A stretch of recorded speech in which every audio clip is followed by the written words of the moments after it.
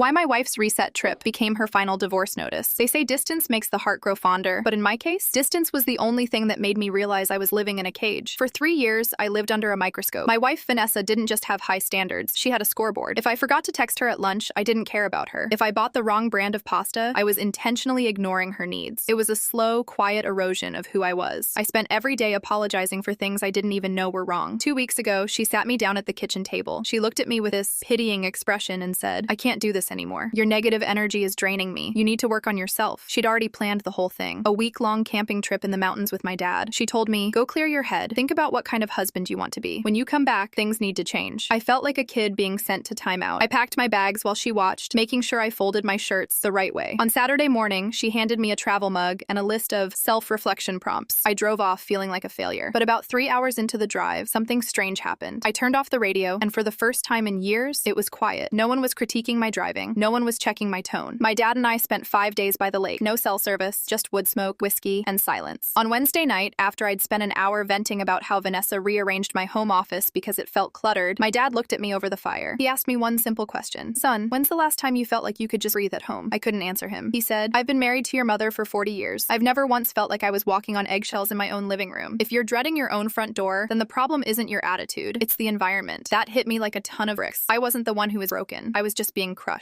Thursday morning, I drove into the nearest town with a signal. I didn't call Vanessa. I called a divorce attorney. By Friday, I had a retainer signed and a new apartment deposit paid. Sunday morning, I pulled into the driveway. Vanessa was waiting on the porch, looking radiant, holding a fresh list of goals for our marriage. "Welcome back," she chirped. "Did you think about how you're going to be a better partner?" I didn't even take my bags out of the car. I just handed her a manila envelope. She opened it, and her face went from smug to completely blank. "What is this? Is this some kind of sick joke?" "No," I said, and for the first time in 3 years, my voice didn't shake. "You sent me away to think about what kind of husband I want to be. And I realized I want to be the kind of husband who isn't married to you." She started screaming that my dad had poisoned my mind. She said I was throwing away years of work. I just looked at her and asked, "Name one thing I've done this year that was good enough for you. Just one." She opened her mouth, closed it, and then started crying. I didn't apologize. I didn't try to fix it. I just got back in my car and drove away. Turns out she was right. That trip did fix my attitude. I finally remembered what it felt like to be a person again.